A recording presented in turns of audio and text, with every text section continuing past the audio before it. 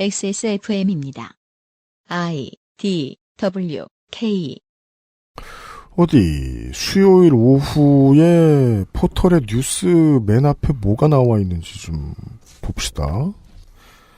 김동연 8월 고용부진 원인 최저임금 근로시간 단축 지목. 일자리 엔진 멈춰섰다. 실업자 청년 실업률 외환 위기 후 최악. 어리석다던 그 차, 수소차가 진화했다. 이건 현대차 광고고요. 그리고 밑에 이런 뉴스가 있어요. 남, 성추행은 유죄 추정의 원칙. 여, 사법부, 남성우대 판결 여전. 자, 남과 여라는 단어가 이렇게까지 무책임해 보일 수가 없습니다. 그죠, 네. 싸움을 붙이는 것은 클릭이 된다는 것 말고는 이 기사가 위에 올라온 작동 원리는 전 보이지 않습니다. Battle of the Sexes. 물리적 거리는 엄청 가까운데도 서로의 삶을 겪어본 적도 앞으로 겪어볼 가능성도 없는 사람들의 거한 싸움. 의미 있는 요구사항들이 수용되지 않자 목소리가 커지고 목소리가 커지는 단계에서 표현 수위가 올라가고 달을 가리키는 손가락이 늘어나자 손가락에 대한 비판이 이어지면서 상호 비방으로 번지는 수순. 이러한 성별 갈등은 생겨날 일이었고 피할 수도 없었으며 따라서 겪는 것이 그렇지 않는 것보다 낫다고 생각합니다. 이 격렬한 논쟁의 와중에도 거의 대부분의 선진국 국민들이 성별과 무관하게 합의하는 지점이 있는데 그 주제는 예전과 방향이 정반대입니다. 바로 결혼과 출산이죠. 자본이 자본 자체만을 위해서 앞으로 나아가자 사람들은 자기에게 주어진 시간만으로는 일로도 자산으로도 이 속도를 따라가기 힘들어졌습니다. 정신적 안위를 위해 가족부터 이루고자 하던 옛사람들과 달리 우리는 미치지 않기 위해 파산하지 않기 위해 비혼과 비출산을 예전보다 더 많이 택하게 된 거죠. 돈이 더 많아졌는데도 돈에 더 많이 매이게 된 사회가 자본의 바람대로 형성돼서 견고해지기까지 했으니 자연인에게는 각자 도생이 예전보다 더 합리적인 선택이 된 것입니다. 그리하여 선진국들은 모두 고령화와 인구 감소를 겪게 되었습니다. 일꾼과 소비자가 줄어들다 못해 영혼까지 끌어모아야 할 상황이 되자 계층을 나누고 차별하기 좋아하던 인류는 궁여지책으로 문화, 인종, 성별의 문을 열어 제끼고 더 많은 사람들에게 경제권을 쥐어주었습니다. 평등이 경제적 위기감 때문에 찾아온 거라니 너무 비인간적이지 않냐고요? 그럼 그전까지 수천 년간은 왜 각 국가들의 경제활동의 주역이 죄다 비슷한 인종, 비슷한 성별이었겠습니까? 결과물로서의 변화는 시민들이 멋지게 만들어낼 수 있는 거지만 어느 날 랜덤하게 찾아오는 변화의 기회들은 그다지 예쁜 얼굴, 착한 과정으로 찾아오진 않습니다. 아무튼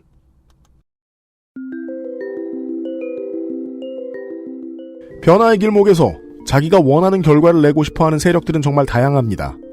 자본가는 무엇을 원할까요? 그들의 속내는 로널드 레이건 정부 시절에 이미 밝혀졌습니다. 기업 이윤이 계속 커져도 개인 소득은 정체되도록 만드는 거죠. 비정규직도 만들고 해고도 쉽게 하고 사회보장제도도 줄이고 이자도 올리고 쓸 수 있는 카드는 다 쓴 것 같은데 아직도 있을까요? 일본의 자본가들이 새로운 아이디어를 낸 것 같더군요. 올해의 마지막 기묘한 이야기거리입니다.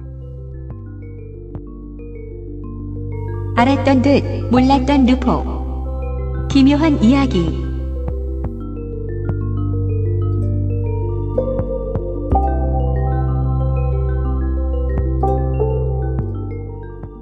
(286회) 주말 순서 XSFM의 유승균 PD입니다. 아베 신조 총리 대신은 2006년 90대부터 시작해서 96, 97, 98대 총리입니다. 합하면 381입니다. 아베노믹스의 일부를 해석해줄 네티즌 381호를 모셨습니다. 예, 안녕하십니까? 오늘은 어떤 얘기를 듣게 되나요? 예, 오늘은 얼마 전에 일본 국회가 통과시킨 이른바 일하는 방식 개혁 관련 법안에 대해서 이 법안이 어떤 식으로 성립이 됐고 왜 이 법안과 관련해서 정말 오래간만에 일본 시민들이 시위까지 했고 그리고 법안이 통과된 뒤에도 아직까지 논의가 이어지고 있는지에 대해서 이야기해보고 싶습니다. 근데 일본은 윤세민 에디터입니다. 안녕하십니까? 노동이라는 말을 쓰면 누가 잡아가요? 그렇진 않습니다. 근데 일하는 방식 개혁이 뭐예요? 노동개혁이라고 해야 되는데 저도 이걸 왜 이렇게 풀었는지 모르겠어요. 광고를 듣고 저희는 이야기를 풀어보겠습니다. 그것은 알기 싫다는 가장 수준 높은 반려동물 간식 트루 패밀리에서 도와주고 있습니다.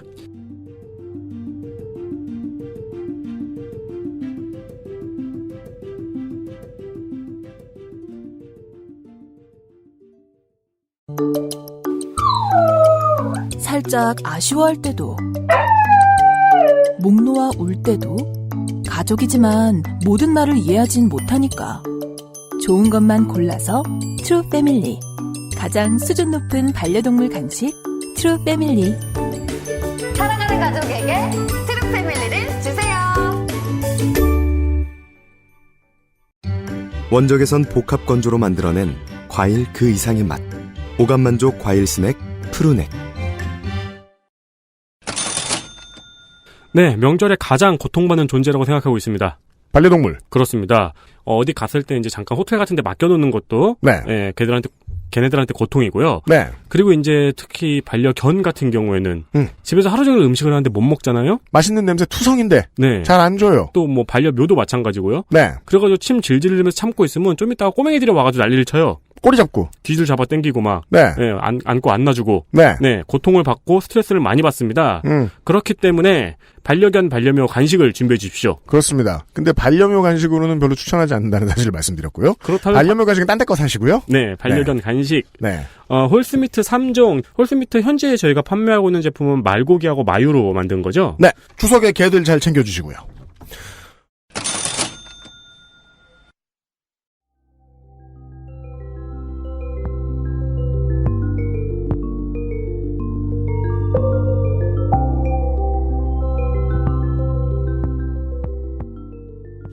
아는 것처럼 말했는데 사실 오늘 얘기 뭔지 감 안 옵니다. 그래서 인트로가 어려운 거예요. 일하는 방식 개혁이래요. 이런 식의 명명이 정당 이름도 그렇고요. 국민생활-제1당이라던가 네. 이런 식의 그 표현법이 언제부터 이렇게 유행을 했는지 잘 모르겠습니다만 네. 제가 봐도 그냥 이건 노동개혁이에요. 그러니까 일하는 방식 개혁 관련 법안이라면은 제가 머릿속에 떠오르는 건 저거예요. 키보드를 모두 기계식으로 바꿔주고 그런 거죠. 네, 마우스를 전부 다 바꿔주고 의자를 좀 더 편하게 레이싱 한다고. 체어를 갖다주고 일하다가 10분에 한 번씩 반드시 일어나서 제기를 차고 아니면은 저 카바디처럼 네. 일할 때마다 계속 카바디 이러면서 가고 그렇게. 아니 그러면 일하는 방식의 개혁이라고 할 수 있는데 왜 노동이란 단어를 쓰지 않았을까요? 그러게 말입니다. 게다가 법에는 노동이라고 하면서 노동기준법이라고 하면서요. 일하는 방식 개혁 관련 법안이 통과됐답니다. 2018년 6월 29일 일본 국회는 이른바 일하는 방식 개혁 관련 법안을 통과시킵니다. 그러면 개혁은 왜 또 한자로 썼어? 그렇죠. 그리고 이렇게 하면은 정말 외신 기자들이 화를 내죠. 왜요? 번역하기 어려우니까요. 그렇죠. 그렇구나. 네, 국민생활 제1당 이런 거 얼마나 어렵습니까? 독일어로 어떻게 번역했는지 모르겠어요. 이게 참 상상도 되지 않아요. 근처 나라라 이 나라 말에 이제 마스터 하신 분들도 많고 그렇긴 한데 네. 근처 나라 아닌 그 외신 기자들은 참 힘들겠어요. 국민생활 시티즌 라이브 넘버원. 반대의 경우도 있었죠. 그러니까 열린 우리당, 네. 오픈 위 네. 파티. 우리를 어떻게 번역할 것인가. 아우어 그렇죠. 파티. 네. 네. 바른 정당. 좀 어렵죠, 아무래도. 라이처스 브라더스 같기도 해요. 제가 최근에 사랑과 영혼을 봐서 그런가? 아무튼. 그렇습니다. 그래서 일하는 방식 개혁 관련 법안이 통과됩니다. 2012년에 재집권에 성공한 아베 신조 총리가 야심차게 추진한 경제정책 아베노믹스의 일환이죠. 아베노믹스는 당초 세계의 화살이라는 용어로 불리는 세 가지 주요 정책으로 구성되어 있었습니다. 하나는 물가 상승률 2%를 목표로 하는 과감한 금융정책. 두 번째는 대규모 공공투자로 대표되는 기동적인 재정정책. 금융정책이 나왔고 재정정책이 나왔습니다. 마지막은 민간투자지요. 민간투자를 유도하기 위한 성장 전략이 그것이었습니다. 특히 마지막 성장 전략과 관련해서 아베 정부는 노동시장 개혁에 적극적으로 뛰어듭니다. 노동개혁에 착수하지요. 그런데 아베 신조가 아니라 누구가 집권했다 하더라도 2012년이면 이제 동일본 대지진이 상처가 봉합되었다고 하긴 너무 이르고요. 그렇죠. 예. 이제 대지진이 지나갔다라고 할 만한 그 타이밍에 일본을 재건하기 위해서 정치적 지도력을 발휘해야 하는 타이밍이었지 않습니까? 동일본 대지진 이후 일본을 재건하려고 한다라고 했으면 누가 집권했다 하더라도 노동시장의 주목은 하기는 했어야 됐을 겁니다. 그러니까 지진이 있고 일본을 재건해야 되는데 노동시장에 주목을 해야 된다고요? 이유는 간단합니다. 일본의 인구가 빠르게 정말 상상 이상의 속도로 감소하고 있기 때문입니다. 네. 그리하여 한국의 언론들이 자꾸 일본 얘기를 하는 거 아니에요? 인구 이야기를 하면서. 일본보다 더 빠르네. 일본과 비슷하네. 왜냐하면 일본이 지금까지 그 어떤 나라들이 보여주는 것보다 빨랐기 때문에. 그렇죠. 네. 이렇게 인구가 감소하고 있으면 노동 상황을 현재의 이 상태로 둔 상태로 경제를 재건하는 건 굉장히 힘든 일이니까요. 일본 내각부의 추산으로는 일본의 총 인구는 2050년, 2020년 도쿄올림픽 이후 한 세대가 지나면 9천만 명 정도로 감소할 것으로 보입니다. 1억 밑으로요? 예, 바로 그 지점이에요. 1억이 깨지는 거예요. 오, 상징적으로 우리는 항상 일본 인구 1억 이렇게 외우고 있었는데. 일본도 1억에 대한 그 애착은 굉장합니다. 네. 1억 총중류라는 그 용어도 있었고요. 1억 총옥세 뭐 이런 거 있었고. 예, 그리고 1억이 중산층 1억을 달성했다라는 것도 있었고, 중류사회에 들어간 인구가 1억을 넘는다는 것도 있었고, 중산층 1억을 만들었다라는 게 굉장한 자부심이었기 때문에 1억이라는 숫자는 일본에게도 굉장히 의미가 커요. 그런데 총 인구가 1억을 채우지 못하게 된다면 일본 사회가 받을 충격은 굉장할 겁니다. 게다가 그게 그렇게 큰 미래도 아닙니다. 2050년이면은 도쿄올림픽하고 한 세대 지나면. 뭐든지 하나로 떨어지는 거 좋아하잖아요, 그리고. 그렇죠. 30년이 한 세대로 치면은 30년 정도 지나면 9천만 명 정도로 감소할 겁니다. 그것으로 내각부가 추산하고 있습니다. 실제로 노동시장에 참여하는 15세부터 64세 사이의 노동력 인구, 즉 생산 연령 인구는 어떨까요? 일본의 노동력 인구는 1990년대를 전후해서 약 8천만 명을 넘는 높은 수준을 유지해왔습니다. 사실 이게 일본의 저력이었죠. 일본도 우리나라의 베이비 부머 세대처럼 그런 세대가 있나요? 있습니다. 단카이 세대. 1차 베이비붐 세대라고도 하며 2차 대전 종전 직후인 1947년에서 1949년에 태어난 사람들을 말합니다. 작가 사카이하 다이치의 소설 단카이의 세대에서 유래한 말이며 해당 기간인 3년 동안 일본 인구의 10%가 넘는 3천만 명이 탄생하여 덩어리처럼 뭉쳐있다고 해서 붙은 단어입니다. 90년대 장기 불황의 시대에 이미 2025년에 이 세대가 모두 노인이 되었을 때 이들을 부양하기 힘들다는 이유 등으로 단카이 세대가 나라를 망친다는 논의가 유행하기도 하였지요. 그 세대들을 중심으로 해서 1995년에는 노동력 인구가 8,700만 명이었어요. 남북한 인구를 그냥 인구를 합친 것과 거의 비슷한 수준이죠. 노동력 인구만요? 예, 네. 굉장한 숫자죠. 이게 일본의 저력이었습니다. 그랬는데 2010년대에 8천만 명대가 붕괴되면서 2017년에는 7,500만 명으로 줄어들었습니다. 22년 사이에 노동력 인구가 1,200만 명 준 겁니다. 사실 작은 규모의 나라 하나가 사라진 수준이죠. 1,200만 명. 네. 네. 일본의 노동력 인구는 내각부의 추산으로는 2027년에 7천만 명, 2051년에는 5천만 명대로 줄어들 것으로 보입니다. 정해진 수순이네요. 예. 인구가 줄고 있어요. 이건 뭐 움직일 수 없는 사실입니다. 네. 일본의 인구는 줄고 있고 특히 노동을 할 수 있는 인구가 급속도로 줄어들고 있습니다. 이거는 어떻게 할 수 없어요. 그렇다면 이 현실을 어떻게 타파할 것인가, 이 현실을 어떻게 극복해 나갈 것인가를 고민하는 게 정치인의 역할이죠. 네. 가장 근본적인 해결책은 출산율을 올리는 겁니다. 네. 출산율을 올려서 일본의 인구를 늘리는 건데 이런 대답이 따라오죠. 그걸 할 방법이 있었으면 이전 정권이 안 했을 리가 없죠. 그러니까 이 출산율을 올리는 문제는 되게 세계적으로 굉장히 평등한 게 유의미한 결과를 낸 나라가 아무데도 없어가지고. 네. 적확한 지적입니다. 이걸 할 방법이 있었다면 당연히 했겠죠. 네. 당연히 했겠죠. 그러니까 부부의 날 같은 걸로 소폭 올라가는 그런 사례가 있긴 해도 그 전체적으로 유의미한 결과가 나온 나라는 없잖아요. 없죠. 네. 이걸 해결할 수 있으면 노벨 평화상감이라고 생각해요. 저. 네. 아니면 노벨 김성태상. 네. 네. 1억 주고. 그걸 할 방법이 있었으면은 예전에 했을 거기 때문에 지금 아베 정권이 이 방법을 개발해내지 못했다고 해서 아베 정권을 비판하는 건 그건 또 사리에 맞지 않는 일입니다. 그러면 다른 대안으로는 이민 수용이 있습니다. 이건 또 쉽지 않죠. 참 재미있는 게요. 이민 수용의 문제에 있어서 한국과 일본의 온도차를 이야기하는 건 참 도찐개찐이라 의미가 없긴 합니다만 예.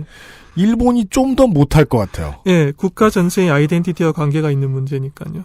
일본은 이민을 받으면서 성장한 국가도 아니고 그 단일 민족이라는 신화를 아직까지 가지고 있고 이민은 결코 쉽게 받아들이기 힘들 겁니다. 아마. 네. 자, 출산율을 늘리는 방법은 모르겠고 이민을 받아들이는 건 당장은 힘들 겁니다. 인구가 줄어들기 시작했고 쉽게 늘릴 수 없을 거라는 것도 이미 정해졌어요. 남은 것은 현재 인구를 최대한 안 좋은 표현입니다만 쓰겠습니다. 활용하는 거죠. 그밖에 없어요. 예. 지금 현재 있는 인구를 잘 활용해야 됩니다. 여기에 두 가지 접근법이 있습니다. 우선 노동시장에 참여하는 사람을 늘리는 겁니다. 그래서 제가 레이거노믹스를 이야기를 했던 거죠. 예. 집에 있었던 인력들을 대거 직장으로 끌어들입니다. 그렇습니다. 네. 노동시장에 참여하는 사람을 늘려야 됩니다. 인구는 정해져 있으면 노동인구를 늘려야 되니까요. 네. 그런데 일단 노동인구 중에서 노동에 참여하는 나이를 낮추는 건 좀 어려운 일이니까는 반대를 찾아보죠. 고령사회가 이미 되었기 때문에 예전 기준이었으면 은퇴했을 연령대의 분들이 노동시장으로 돌아오도록 유도를 해야 됩니다. 네. 그리고 일본도 아무래도 이 문제에 대해서 아직 대응을 잘 못하고 있기 때문에 여성들이 노동시장에 참여할 수 있는 길을 더 많이 확보해야 합니다. 예. 아베노믹스의 중요한 슬로건 중에 하나가 여성이 빛나는, 한국식으로 표현하면 여성이 활약하는 사회, 일본이라는 거였어요. 여성이 활약하는 일본이라는 게 중요한 슬로건이었다는 건 여성을 노동시장으로 잘 유도해야 된다는 걸 정부도 알고 있었다는 말이죠. 네. 그 전까지 사회 통념과 싸우기도 했고, 그 전까지 그럴 필요가 없는 정도의 경제였다는 걸 보여주기도 하고. 그렇죠. 인구는 그대로 둔 상태에서 노동 인구를 늘리는 방법을 하나 생각을 해야 되고요. 또 하나 있습니다. 노동 생산성을 제고하는 겁니다. 네. 생산성. 네. 노동 생산성. 노동 생산성을 제고하는 겁니다. 한일 월드컵을 보는 것 같아요. 네. 일본은 이응 발음하기. 니은. 일본은 의외로 국제적인 기준으로 봐도 노동 생산성이 비교적 낮은 국가예요. 아, 그렇습니까? 네, 생산성 낮아요. 1인당 1시간 노동 생산성을 비교한 OECD 통계에 따르면 일본은 2016년 노동 생산성이 $46로 OECD 35개국 중 20위입니다. 선진 7개국 G7 중에서는 1970년 이후 최하위를 계속 유지하고 있습니다. 아, 진짜요? 아니, 근데 일본의 경영 방식이 90년대, 80년대 후반하고 90년대 전 세계적으로 상당히 유행했었잖아요. 그렇죠. 근데 생산성은 이렇게 낮았던 거예요? 예. 이건 판교나 구로의 등대 같은 그런 업무 환경이라는 거 아니에요? 이거 화이트 칼라로 칠 것 같으면. 그렇죠. 그러니까 일본이 노동 생산성 낮다고 하면 놀라는 분들이 많이 계신데 의외로 낮아요. 그래요? 아니, 그러니까 90년대 이럴 때는 미국에 있는 모든 기업이 토요타 경영 방식 배운다 그러고 난리치고 그랬었는데. 그게 마음에 들었나 보지 뭐. 경영 방식을 배웠죠. 노동 방식이 아니라. 그럼 고로상은 옷을 이렇게 점심을 밖에서 먹어. 시간이 어디 있어가지고. 거참. 미식가 하기 힘들겠네. 일본의 노동 생산성이 낮은 이유는 간단합니다. 노동 생산성이라는 게 시간당 벌어들이는 돈이지 않습니까? 네. 일본이 돈을 적게 벌진 않아요. 이게 문제예요. 그러니까 일본이 뭔가 생산성이 낮다고 하면 의외라고 생각하시는 게 일본은 돈은 많이 법니다. 일본이 돈을 적게 버리는 나라는 아닌데 그럼에도 불구하고 생산성이 낮다는 건 벌어들이는 돈에 비해서 일을 너무 오래 한다는 겁니다. 아, 그러니까 일본이 잠깐 부자가 됐던 이유는 일을 엄청 오래 해서. 정말 오래 해서. 다시 말해서 야근과 잔업이 지나치게 많고 불필요한 노동시간이 길어서 국가 전체적으로 효율이 떨어진다는 겁니다. 노동자가 하는 게 근로다라고 노동자가 스스로 얘기했을 때는 그냥 축혀 세우는 걸 수도 있습니다만은, 경영진이 이것을 근로라고 불렀을 때는 근면이 곧 시당이 떨어진다는 뜻이기 때문에 비겁하다는 거예요. 네. 예. 자, 인구는 줍니다. 그건 어떻게 할 수가 없어요. 그러면은 주어진 인구 중에서 노동에 참가하는 인구를 늘리고 그 노동에 참가한 사람들이 생산성을 좀 재고를 해서 효율적으로 일하도록 만들어야 됩니다. 왜 이런 걸 하지 않으면 안 되게 되었느냐? 과거에는 괜찮았어요.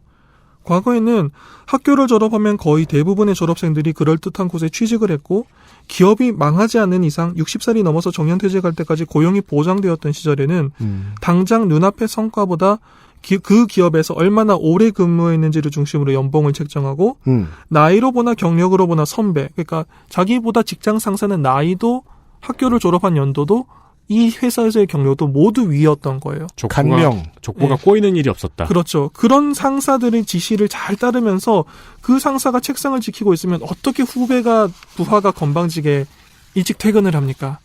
앉아 있어야죠. 네. 그런 잔업을 부르는 말이 있어요. 일본의 용어로. 그러니까 상사가 앉아 있으면은 나도 괜히 없는 일도 만들어서 있는 것인 척 책상을 지키고 앉아 있고. 뭐 넌시눈. 예. 네, 그렇죠. 그렇게 서로 서열을 지키면서 눈치를 봐가면서 일을 하는 방식으로도 수녀님이 눈치가 없다는 소리죠. 예. 요새 던 너니 개봉해가지고 네. 그 영화 보고 싶더라고. 여튼 이걸 의외로 이런 식으로 서로 조직사회에 잘 녹아들어가 있는 개개인이 있는 편이 일본 기업이 성공한 이유다라고 생각하는 사람도 과거엔 있었어요. 그렇기 때문에 이걸 오히려 자랑스럽게 이야기했죠. 이런 노동 환경으로도 일본은 세계와 싸워나갈 수 있었으니까요. 한국도 전두환 노태우 집권기에 그 노동자의 근면함을 앞에 내세워서 우리가 발전했다라고 당연히 아주 당연하고 아주 자랑스럽다는 듯이 얘기했어요. 그렇죠. 실제로 많은 부분 맞고요. 꽤 맞고요. 시대가 바뀌었습니다. 일본의 고도 성장도, 일본의 버블 경제도 옛말이 되었습니다. 기업은 언제든지 망할 수 있다는 게 모든 사람에게 이미 각인이 되었고요. 실제로 네. 망하는 걸 많이 봤으니까요. 당장 5년 뒤에 존속하고 있을지 알 수 없는 회사가 종신고용과 연공서열을 보장한다는 게 별로 반갑지 않게 된 거예요. 망할 텐데 무슨 종신고용 같은 소리 하고 있어. 그렇죠. 네. 그러니까 종신고용과 연공서열이 반가운 건 그 회사가 절대로 망하지 않는다는 게 전제가 되어 있어야 돼요. 네. 아, 연공서열이라는 거, 아까 말씀드린 그 족보가 꼬이지 않는 거는 네. 직원 개인의 능력은 배제되어 있는 서열이군요. 그렇죠. 직원 개개인의 능력은 어느 정도 비슷할 거라는 게 전제가 되어 있죠. 그런 사람들을 우리는 뽑아놨고 그렇기 때문에 지금 당장 한 반기 정도의 성과가 좋다고 해서 감히 선배 위에 서려고 하다니 그런 게 가능하던 시대였죠. 네. 그런데 이제 그런 시대가 아니게 되었습니다. 전직이 당연시되고 이직 전직이 굉장히 당연하게 되었고요. 내가 뽑은 경력직 사원이 3년 뒤에 나를 평가하는 위치에 오르는 사회가 되었어요. 일본도. 네. 실력 따라 올라가게 되면. 네. 네.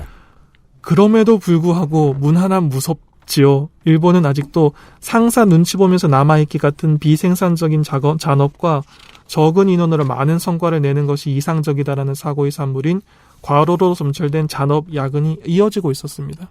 여기까지는 여러모로 동질감이 듭니다. 예. 네. 네. 시대가 바뀌었는데 노동 문화가 시대를 따라가지 못하고 있는 상황이었던 거죠. 그러게요. 그래서 아베 정권은 일본의 노동시장 개혁에 적극적으로 뛰어들었습니다. 그리고 이 시기에 아베 총리가 했던 운동 중에서 좀 인상적이었던 게 있었어요. 네. 기업에, 그것도 대기업에 직접적으로 임금 인상을 요구했어요. 대기업에다가. 총리가 직접. 되게 고맙네요. 연봉 협상을 대신해 주다니. 그렇죠. 정말 그거죠. 연봉 협상을 총리가 대신해 준 거예요. 네. 그것도 그냥 말을 빙빙 돌려서 피고용자의 수익이 늘어나야 한다라던가 뭐 기업의 이익이 노동자에게 돌아가는 구조를 만드는 것이 사회적인 책임이라든가 뭐 이런 식으로 말을 만든 게 아니라 직접 기업에게 임금을 올려라. 그래야 경기가 좋아진다. 라고 욕을 했어요. 노동절에 메이데이에 할 법한 말을 총리가 하고 다녔어요. 아베 총리의 이 요구는 심지어 현재에도 이어지고 있습니다. 2018년 1월 5일. 그러니까 그러면 이제 뭐 예를 들어 이런 말을 뭐 아베가 뭐 2012년에 처음 했어요. 네. 그러면 대기업들은 네. 총리 언제 바뀌어 이러는데 아직 총리야. 네. 이럴 줄이야. 아니 근데 그거를 대기업이 만들어놨잖아요. 네. 그렇죠. 그 아직 네. 총리인 그 환경을. 네. 네, 대통령 제가 지금 한 얘기는 그래서 앞뒤가 맞지 않습니다. 네. 대통령 이유가 임기보다 나와요. 길어졌죠. 네. 네. 2018년 1월 5일 그러니까 1월 3일까지 보통 쉬기 때문에 신년이에요. 이때부터 움직이기 시작한다고 보시면 됩니다. 신년 행사에 아베 총리는 도쿄도에서 개최된 케이단렌 그러니까 일본 경제단체 연합회. 예. 정경련이군요. 네, 정경련. 그렇죠. 정경련이 요걸 보고 베껴서 만들었다고 저희가 한번 전해드린 적이 있죠. 그렇게 그렇습니다. 생각하셔도 크게 무리는 없습니다. 일본 경제단체 연합회 케이단렌과 일본 상공회의소, 일본 경제동우회 흔히 말하는 경제계 3단체입니다. 경제계의 아주 큰 세 단체가 한 자리에서 신년 축하 파티를 했는데 여기 총리가 가요. 총리가 갈 정도의 집단인 거죠. 여기 네, 네. 총리가 가서 경제의 선순환을 위해서 올해는 임금을 3% 올려주시길 바란다라고 직접 말합니다. 보도 자료를 보면 손가락으로 3을 강조하는 장면이 사진이 남아 있어요. 직설 화법이다. 아, 근데 이 게이단넨하고 일본 상공회의소랑 경제동호회는 예. 그러니까 일본 정치 자금의 모든 것이잖아요. 예. 네, 정치 자금을 공급하는 단체잖아요. 예, 거기다 대고 가서 3% 올려라. 자, 만약에 문재인 대통령이 정경련 회장단을 모아놓고 3% 올리세요라고 말했으면 다음날 아침 보수지에 어떤 기사가 나왔을까요? 한국경제는 경사죠. 아니, 한국경제신문이요. 예. 네. 한경 신나 죽죠. 네. 어떤 기사가 나왔을까요? 자본주의를 파괴하는 대통령 이런 말 나오잖아요. 고용 엔진 멈춰섰다. 대통령이 고용 엔진을 파괴했다. 막. 외환 위기 후 최악. 네. 3%의 협박. 네. 1월 첫 주인데. 정말 협박이라는 말까지 나왔을지도 모르겠네요. 3%의 협박 좋네. 네. 네. 예. 임금 협박. 퍼센테이지를 딱 찍어서 3% 올리라고. 음. 올려주길 바란다라고. 네. 물론 이 자리에서 미래를 위해 투자하는 기업에게는 법인세를 20%까지 낮추겠다는 결단을 했다는 말을 안 할 정도로 센스 없는 사람은 아니죠. 그건 이제 그건 내가 마음속으로 결단만 했다. 예. 네. 네. 내가 미래를 위해서 투자하는 기업들에게는 미래를 위해서 투자하는 게 고용을 많이 하라는 말인데 그러면 법인세를 20%까지 낮추겠다는 결단을 내가 했으니까 여러분은 3% 올려라. 올려주시길 바란다. 네. 네. 이런 말을 진짜 하고 다녀요. 아베 총리가. 일국의 총리 대신이. 5월 1일도 아니고 1월 5일에. 근데 이게 지금 한 5년째 하고 있는 말인가요? 예. 그러면은 어쨌든 기업은 임금을 조금씩 올렸을 거 아니에요? 올려야 되죠. 예. 아직 3%가 안 오른 거예요? 아니면은 또 올려라 계속 이러고 있는 거예요? 계속 또 올리라고 하는 거죠. 그러니까 계속해서 올리기를 요구하고 있습니다. 네. 뭐 뒤에 얘기가 나올지는 모르겠지만은 이걸 대가로 법인세를 낮춰준다는 것은 예. 결국 법인세 낮춰주고 임금 올라간 월급쟁이들에게서 세금을 조금 벌충해보겠다 정도까지의 계산도 읽힙니다만은 여튼 여기선 중요하지 않고요. 네. 그렇죠. 네. 이유는 간단한데 일본은 지금 디플레이션과 싸우고 있습니다. 디플레이션. 2%의 물가 인상을 목표로 한 과감한 금융 정책도 공공투자를 중심으로 한 기동적인 재정 정책도 그러니까 세 개의 화살 중에 두 개요. 네. 결국 디플레이션 탈출을 노린 거예요. 네. 그래서 디플레이션에서 탈출해서 경제의 선순환을 이룩하기 위해서는 기업이 임금을 일단 올려줘야 돼요. 그리고 오른 임금을 받은 피고용자가 소비자가 되어서 시장에서 상품을 많이 사줘야 되죠. 2%의 물가 인상이 되고 싶으면 이게 갑자기 왜 되고 싶을까? 우리는 맨날 물가 잡느라 되게 힘들어 죽겠는데. 근데 물가가 그냥 내버려둬도 올라간다는 건 디플레이션 상황은 아니라는 거거든요. 그렇죠. 누가 돈을 쓴다. 네. 예. 돈 쓰는 사회가 안 됐구나라는 게 이제 아베 신조의 진단이었던 거죠. 그렇죠. 일본이 지난 세월 그 수십 년짜리 경제 불황을 겪고 있는데 그 정체가 디플레이션이라고 많은 사람들이 생각을 하고 있으니까요. 혹은 결과가. 네. 네. 원인 혹은 결과가. 그렇기 네. 때문에 디플레이션을 탈피하는 게 가장 큰 목표인데 그러려면 물가 인상 2%라는 걸 달성하려면 그런데 여기서 놀라운 일이긴 하죠. 그렇기 때문에 너희들이 소비를 해야 된다라고 국민에게 훈계를 하는 게 아니라 진짜 경제단체와 대기업 회장들을 찾아다니면서 임금을 올리라고 압박을 하고 있다는 거예요. 생각해보니까 그러네요. 우리도 뭐 소비가 늘어나야 된다, 사람들이 돈을 써야 된다는 말을 한 10년째 듣고 있는데. 그건 하죠. 소비를 하지 않기 때문에 나라가 이렇다는 식으로 네. 소비자군에게 죄책감을 주는 발언은 나오잖아요. 네네네. 근데 그러니까 기업이 임금을 올려라라는 얘기는 잘 못 들어봤네요. 잘 안 나오죠. 심지어 3%까지 이제 지정하는 건 한 번도 못 들어봤고. 올해 3%. 그래서 네. 아까 그 질문을 드린 겁니다. 문재인 대통령이 올해 3%라고 했으면 보수지들이 정말 파티를 벌였을 거예요. 그렇죠. 네. 잘게 썰어서 예. 네. 구워 먹었을 것이다. 예, 그 사회주의 대통령이라면서 막 파티를 벌였겠죠. 그렇죠. 임금 공개념. 다음에 이제 홍진호 선수가 2%를 공약하고 나와서 당선될 거예요. 안 돼요. 홍준호 선생은 22.22% 이상 득표하지 그렇죠. 못해요. 우리나라에서 홍 씨의 2번은 예. 하지만 그 누구도 아베 신조 총리에게 좌파 총리라고 하진 않거든요. 네. 무슨 근거로요?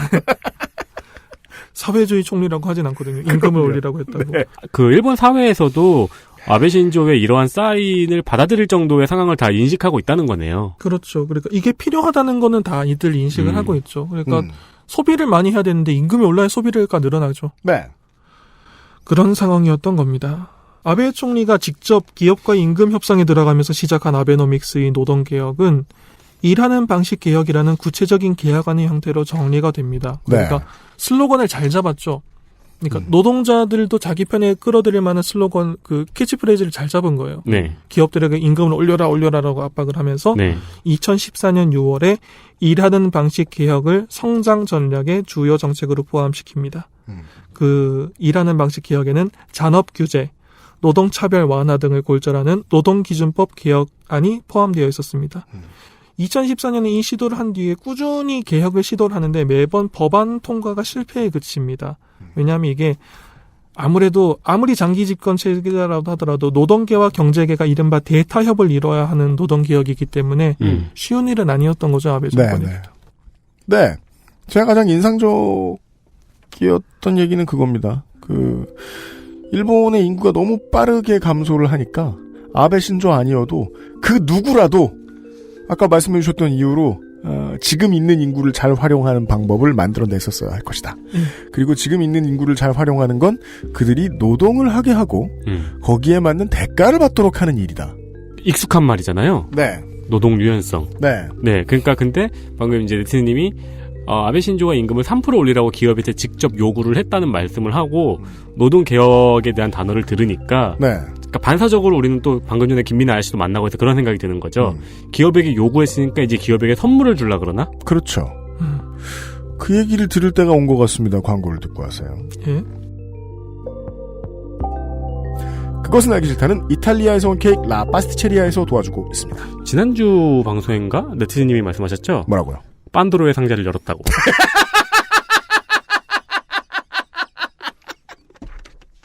광고를 읽다 말고 트위터 하나 소개해드리겠습니다. 트위터에서 심플리 JK님이 그 알실 285회 토요일 편을 듣는데 37분 58초쯤에 네티즌 1호가 판도로의 상자를 연 거죠. 그리하여 빤도로를 주문하고 싶어졌다는.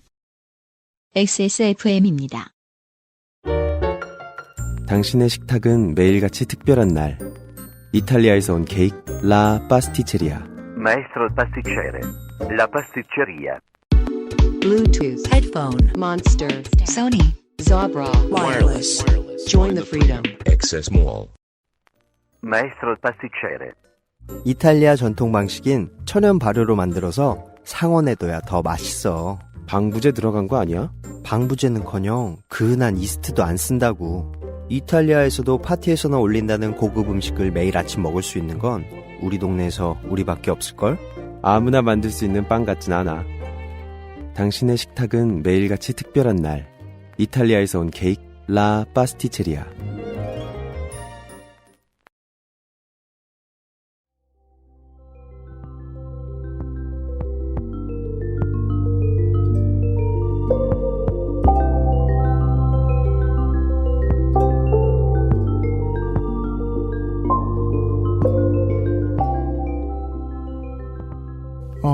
저는 보수우파가 꼭 비겁해서 보수우파가 된다고 생각하지 않습니다. 그렇게 생각하는 사람은 나쁜 사람이죠. 아니 그렇게 생각할 수도 있습니다. 네. 극좌파는 필요하니까요. 예, 개혁의 속도를 좀 더 빠르게 가져가고자 하는 진보는 반드시 필요하니까요. 근데 그들이 보았을 때 저는 보수가 대단히 비겁해하네. 그렇게 생각하는 사람은 자기는 비겁하지 않다고 생각하는 거니까. 라고 보는 시각은 저는 별로 환영할 수 없다는 것입니다. 네. 예. 맨 위에 1명 죽고 9명이 잘 사는 세상을 만들기 위해서 좌파가 노력을 한다면 우파는 맨 아래에 한 사람 추려 죽이고 나머지 9사람이 일단 살아가고 보는 세상을 만들고자 하는 선택을 하죠. 그들이 싸우다가 나오는 게 이제 정치의 결과물이고. 진짜 완곡하네요. 네. 아베노믹스가 어떠한 희생을 만들어냈는가에 대한 사설들은 우리가 간혹하다 본 적이 있었는데 이렇게 처음부터 짚었던 적은 없어서요. 그 과정을 좀 더 들어보면 알 수 있겠죠. 지금까지는 좋은 얘기만 나왔는데 물론 좋은 일만 있었던 건 절대로 아닙니다. 네.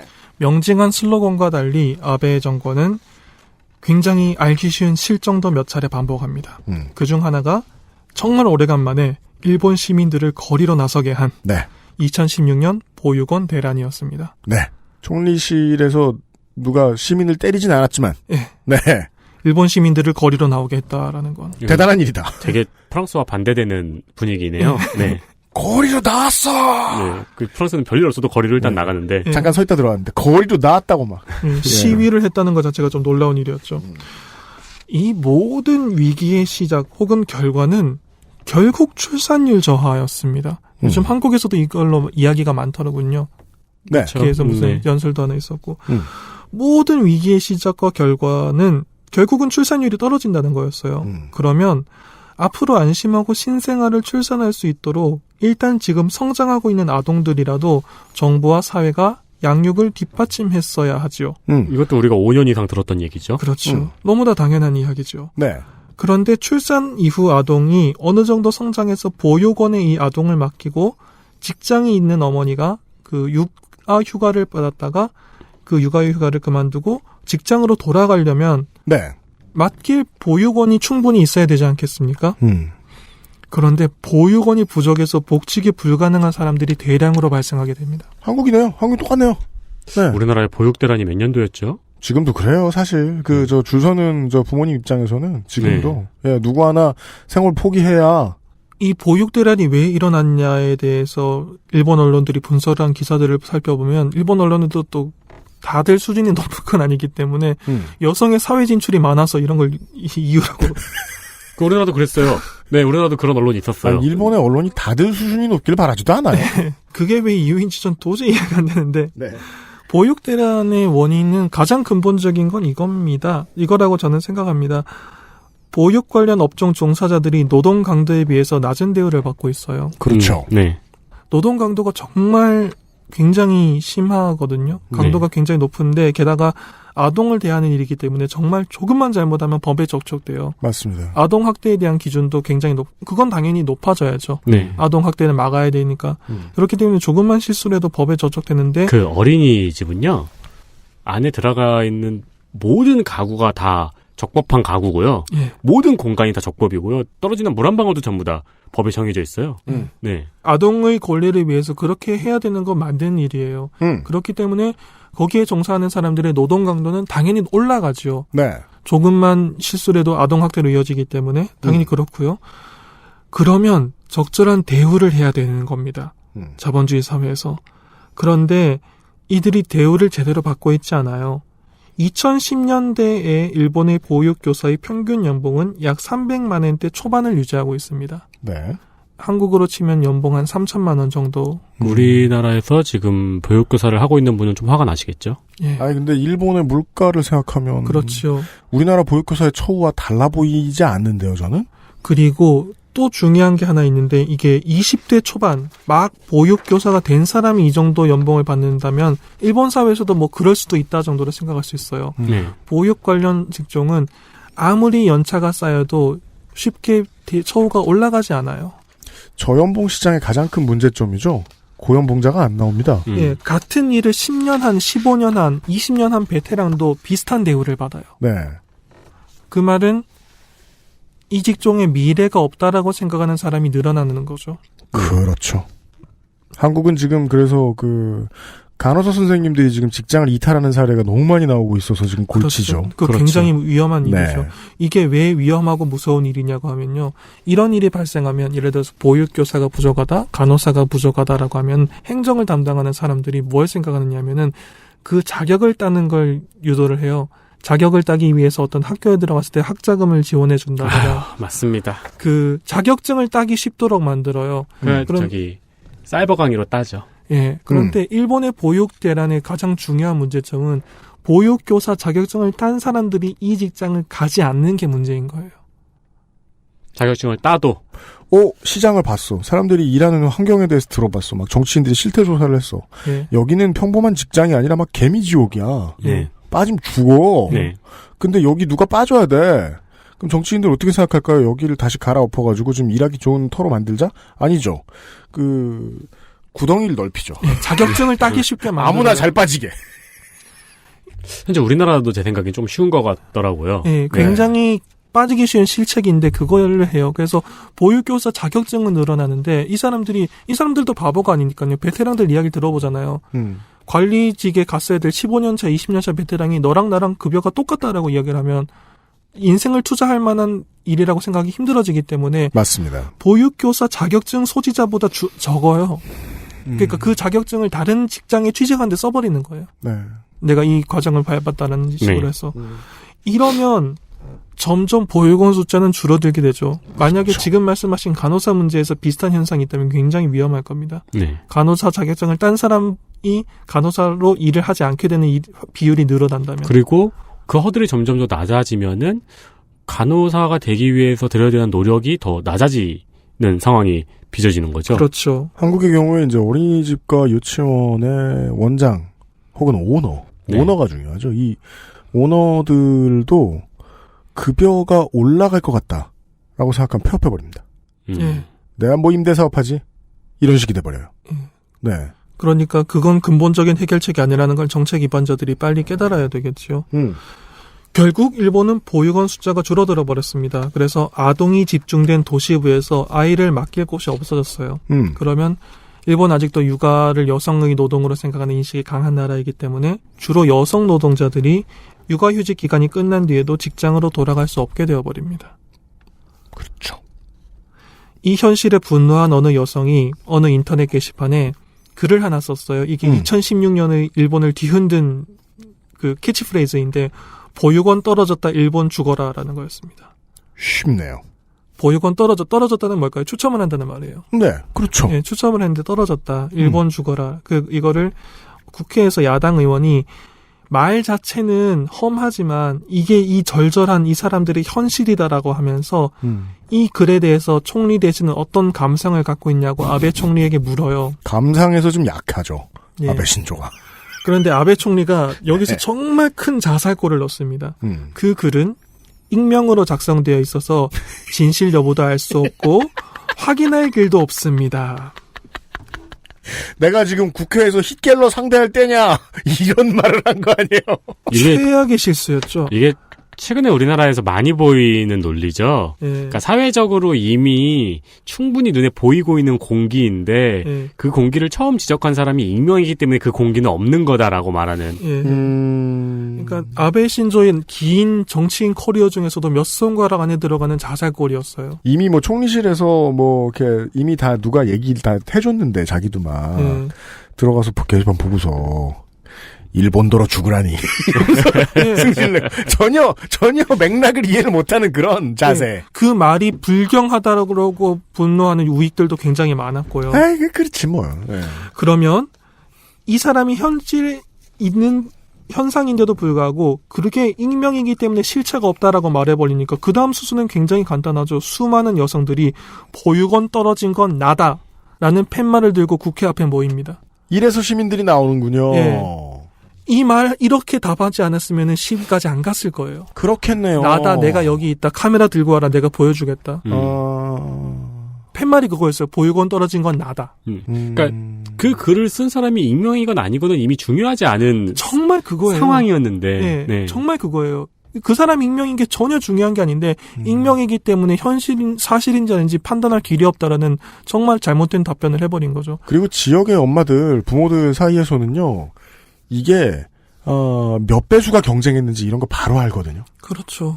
예, 내가 몇 번 순서까지 줄 서 있는지까지도 언어피셜하지만 들을 수 있고, 즉 경쟁률이 얼마나 높은지를 모르는 부모는 없다는 거예요. 구마다 다르기도 하고요. 네. 우리 구는 지금 몇 명이 아동들이 대기하고 있다. 대기 아동 문제라고 하는데. 그러니까 내가 뭐 사실 한국으로 보더라도 뭐 대도시에서는 내가 뭐 1년 기다려. 네. 그것까지는 오케이.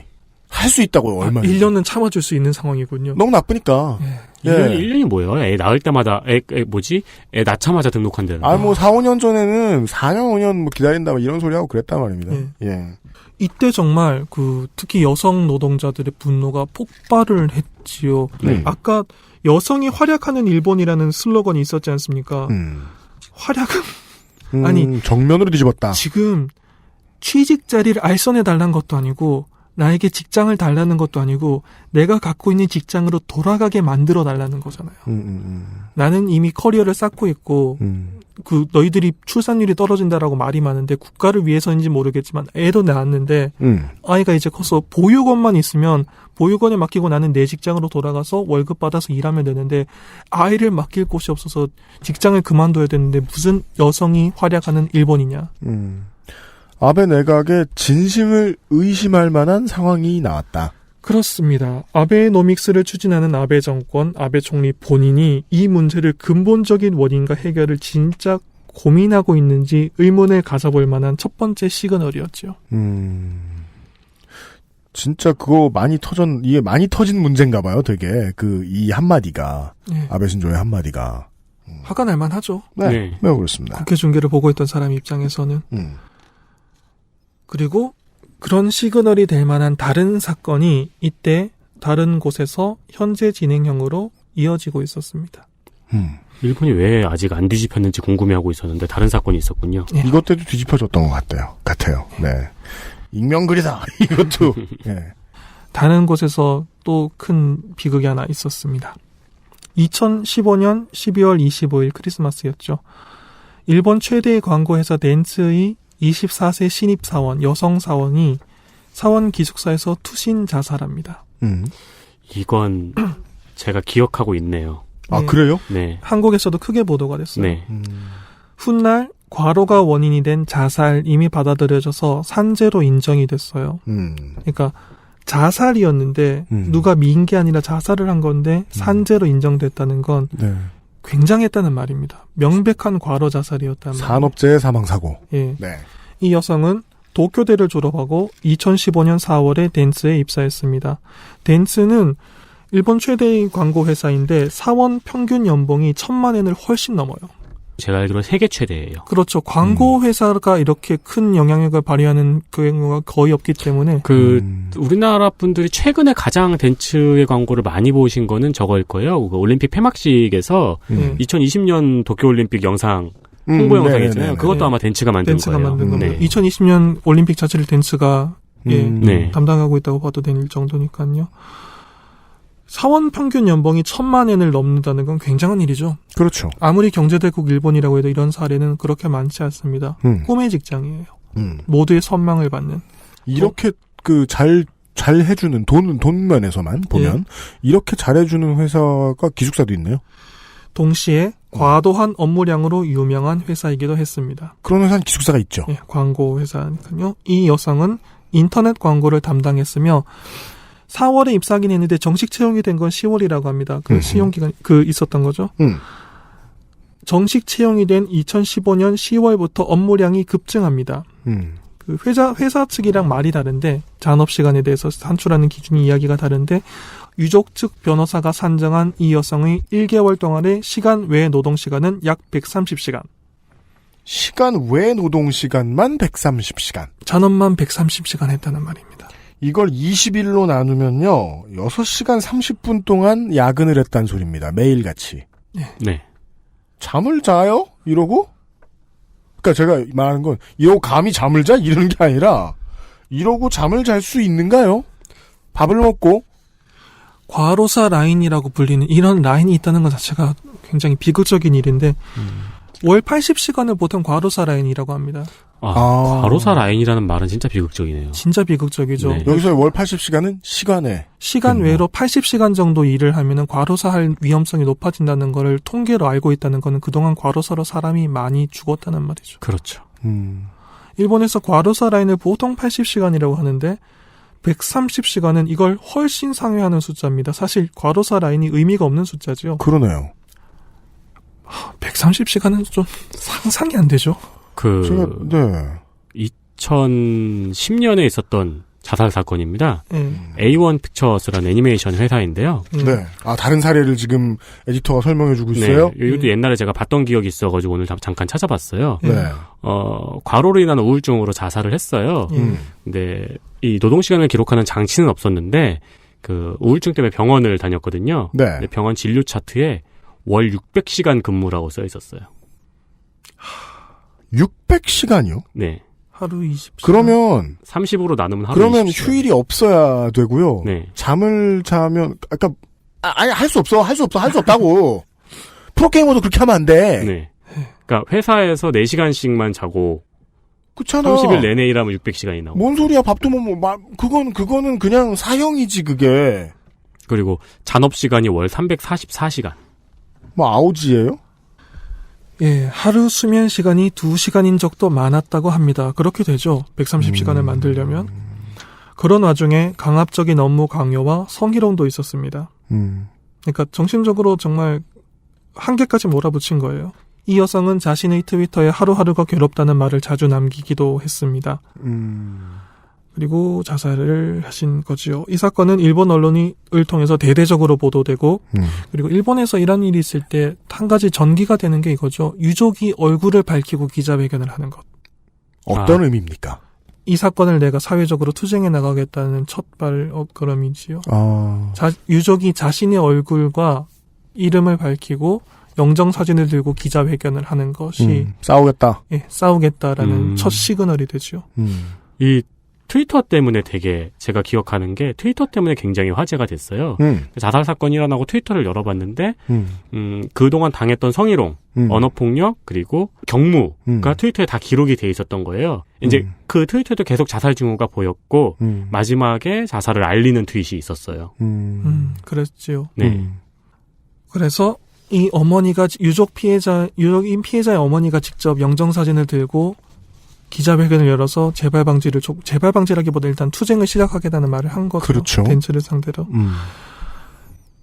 아까부터 과로사라는 이야기가 자주 나오고 있습니다. 참 끔찍한 일이죠. 네. 최근에도 한국에서도 그런 일이 하나 있었다고 들었는데. 네. 일본어 가운데 영어에서도 일본어 발음이 그대로 알파벳으로 표기되는 조금 과장하지만 국제어의 지위를 차지하고 있는 단어가 몇 개 있어요. 일본은 주로 일본의 문화와 관련된 단어들이 국제어가 된 경우가 많죠. 그렇죠. 뭐 네. 스시 같은 것도 키모노 같은 것도 있을 수 있고 애니메, 오타쿠 그런 것도 그런 것 중에서 K로 시작하는 유명한 단어가 3개 있어요. 뭐 이걸 카운트하는 방식도 사람마다 다른데 카라테, 네, 카라오케, 가로시. 과로사의 발음, 일본 발음인 카로시가 영어로 이걸 다른 단어로 표현할 수 있는데도 불구하고 사실상 국제어로 받아들여지고 있습니다. 아, 그렇군요. 그 정도로 일본이 경제성장의 바탕이 된 과중한 노동 현실과 그 과정에서 사람이 비유가 아니라 실제로 죽어나가는 것이 서구 사회의 큰 충격이었다는 말이겠지요. 그런데 우리나라는 과로사라는 말을 쓰고 카로시라는 말을 쓰지 않는 걸 보면 우리나라한테는 그렇게 충격이 아니었다는 말이죠. 그렇죠. 아, 그렇구나. 그렇죠. 우리도 그거 있어. 네. 그러니까 이러다가 사람이 죽는데 그걸 카로시라고 하는데 서양 사람들은 그렇게 받아들이는데 우리나라 사람들은 카로시가 뭔데? 과로사. 아, 그거? 한자 발음의 차이일 뿐인 거죠. 네. 한국에는 과로사라는 게 엄중한 현실로 남아있으니까요. 네. 과로사 문제는 일본 사회의 오랜 병폐 중의 하나입니다. 일본 후생 노동성이 파악하고 있는 2016년, 그러니까 이분이 2015년 연말에 돌아가셨는데 그 다음에 2016년 한 해 동안 과로 자살 건수는 191건이었습니다. 191건. 뇌나 심장 질환으로 과로사한 사람이 107명. 한 해 동안요. 네. 정신장애로 인해 자살하거나 보통 우울증에 많이 걸리십니다. 자살하거나 자살을 시도했으나 미수에 그친 사례가 84건.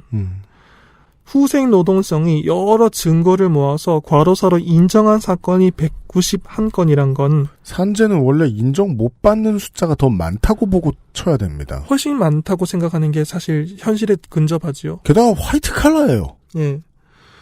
그렇게 생각하면 실제로 과중한 노동이 원인이 돼서 사망한 사람의 숫자는 이것보다 훨씬 많을 것이라는 게 유추할 수 있죠. 그렇지 않다 하더라도 후생 노동성의 통계만 믿는다고 하더라도 이틀에 한 명이에요. 그 정도면은 주변에 회사의 과로사 사례 하나쯤 노동자들은 다 알고 있는 수준이 돼야 된다고 그렇죠. 봅니다. 자기 동료. 네. 예. 그렇죠. 특히 큰 사업장에서 이런 일이 있으면 지인들이 되기 때문에. 네. 그렇습니다. 내 친구의 직장에서 누가 과로사했다라는 게 그렇게 놀라운 일이 아닌 사회라는 말이죠. 그리고 뭐 거래처 있고, 네. 그러네요. 거래처 있고. 네. 일을 너무 많이 해서 안 그래도 노동 생산성도 낮은데 그 낮은 생산성 가운데서 일을 너무 많이 해서 이틀에 한 명꼴로 사람이 목숨을 잃는 사회는 절대로 건전한 사회가 아닙니다. 이 문제는 언젠가는 해결을 해야 됐어요.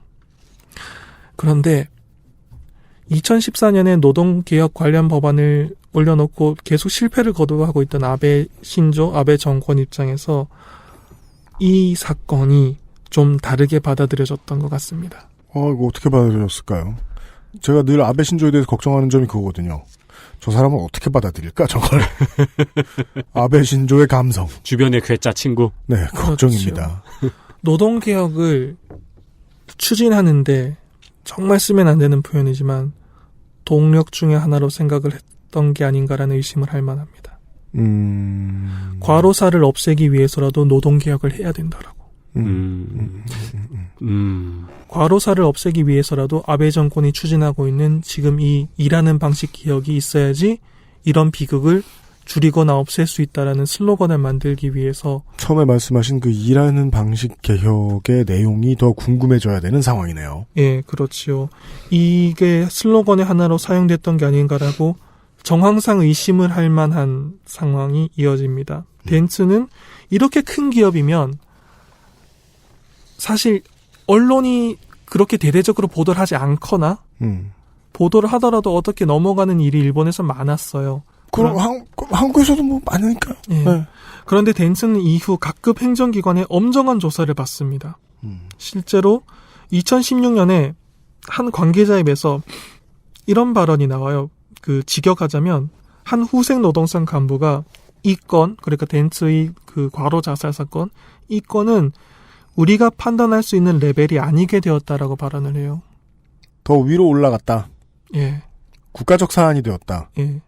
심지어 아베 총리 주변에서 아베 총리 본인이 방금 에디터님이 말씀해주신 그 트위터, 절절한 트위터, 강압적인 업무 강요, 성희롱, 그것 때문에 우울증이 발병해 있었고 최종적으로 자살을 암시하는 것까지 있었던 그 트위터를 아베 총리가 실제로 보고 있다라는 말이 보도를 통해서 나오게 됩니다.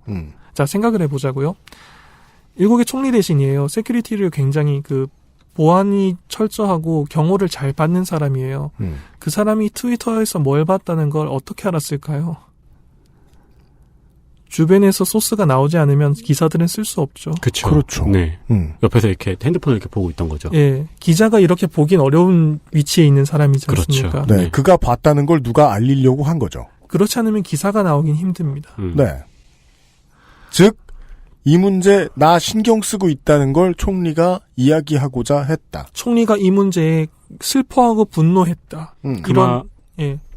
이런 노동 현실에 분노하고 있다라는 게 언론을 통해서 보도된 거죠. 그 말은 후생 노동성 간부가 이야기한 말과 일맥상통하네요. 그렇죠. 이 문제는 우리가 판단할 수 있는 레벨이 아니게 되었다. 아니 덴츠 정도 되는 회사인데 후생 노동성이랑 관계가 없을 것도 아닌데 이렇게 노동 감독 심하게 하고 막 압수수색 하도 됩니까? 라는 식으로 기자가 떠받겠죠. 막 전국의 지사로 압수수색 들어가고 하는데 그럼 뭐 감독관이나 이런 사람들이 그냥 당신만 들어라. 예, 일렬로 종지어서 들어가는 장면이 뉴스로 나왔어요. 노동 감독관들이 본사로 들어가고 각 지사의 불시에 들어가고 하는 장면들 뭐 보고. 우리나라 검찰처럼 이렇게 플라스틱 박스 이렇게. 근데 왜 마린도 아니고 왜 일렬로 가요? 통로가 좁아서. 절도를 보여야죠. 공무원들이기 때문에. 일렬로 쭉 줄 서서 들어갔는데 빠르게 클릭한 거죠, 먼 곳을. 그러니까 그냥 어택 당한 거잖아요. 빨리 가야 되는 거예요, 지금. 검사들도 보통 압수수색 할 때 그렇게 들어갑니다. 줄 쫙 지어서 들어가요. 아, 진짜요? 절도 있게 들어가요. 그 제식을 보여줘야 돼요? 어중간하게 들어가는 모습을 보여주고 싶지 않죠. 그렇군요. 줄 맞아서 들어가고 있는 장면에서 제가 예측하기엔 그럴 거예요. 기자가 떠봤을 거예요. 이렇게까지 하느냐, 댄스인데 상대가 천하의 댄스인데라고 한번 떠보지 않았을까요? 그랬는데 이 말이 나온 거죠. 이 말은 기사에 실제로 있어요. 이 건은 우리가 판단할 수 있는 레벨이 아니게 되었다. 네. 저 높은 곳에서 무슨 말이 왔다라는 뉘앙스죠. 그리고 그게 트위터로 보고 있는 행정 최고 책임자일 가능성이 굉장히 높아졌죠. 네. 실제로 2016년 연말에 아베 총리는 이 여성의 기일에 맞춰서 조화와 조전을 보냅니다. 그리고 2017년 2월 21일에 유족이며 과로사 방지를 위해 폭넓은 활동을 시작한 여성의 어머니와 수상관저에서 만나요. 수상관저로 초청합니다. 네. 그래서 이 사건에 대해서도 진중하게 듣고 생각을 해보세요. 자신의 회사에서 신입사원을 실제로 고용한 지 2개월 만에 과로 자살을 하게 만들었어요. 성희롱도 했고. 그래서 자살을 하게 만들어서 지금 노동감독이 들어오고 난리가 났는데 피해자 어머니를 총리가 총리관저로 부른 거예요. 덴츠 입장은 어땠을까요? 이 문제로 사장이 사임했던 걸로 기억하고 있습니다. 예, 그리고 한때 그 유명한 야근으로 유명한 그 본사 건물에 일정 시간이 지나고 난 후에 불을 다 끄는 퍼포먼스를 하기도 했죠. 그것도 기억나네요. 예. 그게 왜 유명했냐면은 네. 덴츠에서 그걸 발표를 했어요. 네. 우린 10시 지나면 소등하겠다. 그래서 그게 기자들이 덴츠 주변에 진을 치고 기다렸어요. 소등하는 장면 찍으려고. 네. 한국으로 치면 그 어딜 가나 밥 얻어먹는 기자들은 있죠. 야근으로 유명한 곳이 어디였죠? 무슨 넷마블이죠.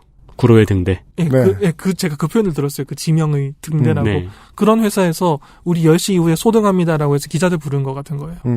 그래서 본사가 이 불을 꺼버린 거예요. 네. 이제 다 퇴근했다. 넷마블도 그거 했어요. 네.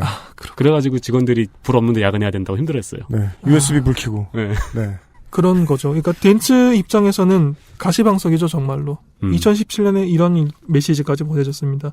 이때 아베 총리는 장시간 노동 문제를 반드시 해결하겠다는 의지를 내비칩니다. 2014년에 성장 전략의 주요 정책에 포함시킨 일하는 방식 개혁 관련 법안이 3년째 표류 중이던 시절이었어요. 좀 러프하게 유출하자면 아베 정권은 덴츠 직원 과로 자살 사건으로 다시 한번 일본 사회에서 과로사 문제가 주목을 받자 이것을 일하는 방식 개혁의 동력 중 하나로 사용한 것이라고 유추 정도는 할 수 있다고 봅니다. 네. 네. 아무리 객관적으로 봐도. 네. 실제로 아베 정권은 시간 외 노동에 상한을 두고 정규직과 비정규직 간의 동일 노동, 동일 임금을 실현하며 전날 퇴근 시간과 다음날 출근 시간 사이에 일정한 휴식 시간을 확보하도록 하는 그 인터벌 제도라고 하는 건데 네. 동일 노동, 동일 임금까지는 괜찮아요. 그 비정규직과 정규직 사이에 동일 노동, 동일 임금을 실현하자. 그다음에 인터벌 제도라는 게 재미있는 건 노동 시간을 줄여라고 해도 말을 듣지 않으니까 휴식 시간을 보장해라. 다른 규제 방식을 찾아낸 거예요. 그러니까 새벽 3시에 퇴근시키고 6시에 부르지 마라. 그 인터벌 제도. 너무 길게 내려오던 그 기업의 전통을 한 번에 깨기가 너무 힘들었던 거군요. 그러니까 세세하게 하나씩 규제를 해줘야 됐던 거죠. 심지어 그게 무용담처럼 쓰이잖아요. 그 신입사원들 데리고 술 막 새벽까지 마시다가 내일 8시까지 출근해 있어라라고 하는 거. 그렇죠. 맞아요. 네. 예. 그게 뭐 사회인의 자세다 이런 거 있잖아요. 나 때는 7시에 가도 부장님이 앉아 있었어. 네. 그 부장은 죽었지만. 네. 그거를 막는 게 인터벌 제도라는 개념입니다. 좋은 분이셨지. 네. 전날 퇴근 시간과 다음날 출근 시간 사이에 일정한 휴식 시간을 확보하도록 노력하는 방안을 법안에 포함시키는 등 장시간 노동이라는 개념 자체를 철폐하겠다고 그 의지를 확고하게 표명합니다. 이러면 뭔가 희망적일 것 같죠? 네. 그런데 왜 2018년 6월 29일에 일하는 방식 개혁 법안이 통과됐을 때 전국 과로사를 생각하는 가족 모임 같은 과로사로 가족을 잃은 유족들이 강하게 반발하고 2017년에 아베 총리와 면담을 했던 전 덴츠 직원의 어머니도 위화감을 느낀다는 발언을 했을까요? 일하는 방식 개혁 법안이 일단 통과는 됐어요.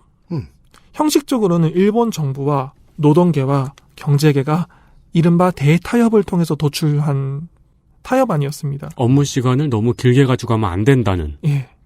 그런데 대타협을 하려면 노동계의 요구를 들어주는 반면에 경제계의 요청도 어느 정도는 수용을 해야지 타협을 할 수 있죠. 네.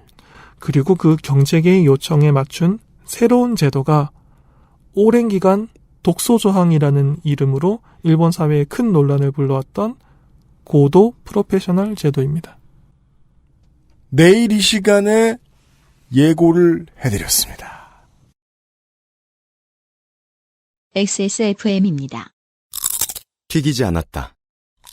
굽지 않았다. 볶지 않았다. 얼리지 않았다. 원적에선 복합 건조로 만들어낸 과일 그 이상의 맛. 오감만족 과일 스낵 푸르넥. 우리 가족 오메가3 충전은 트루패밀리 오리와 홀스미트. 가장 수준 높은 반려동물 간식 트루패밀리. 사랑하는 가족에게 트루패밀리를 주세요. Bluetooth headphone speaker. Sony Monster Wireless. Join the freedom. XS Mall. JJL speaker. Charge free. Bluetooth speaker. Go. Clarity. HDBT. Headphone. Bluetooth. Sony Monster. JBL. Meet the speaker. Join the freedom. Access Mall.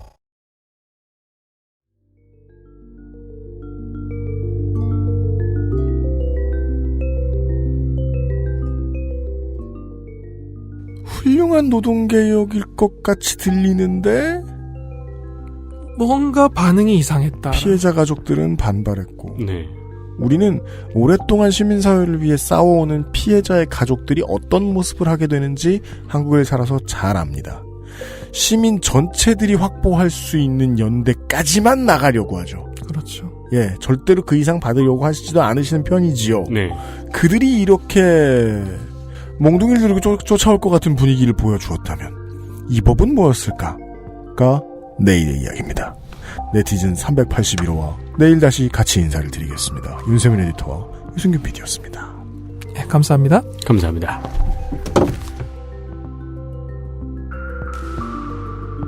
XSFM입니다.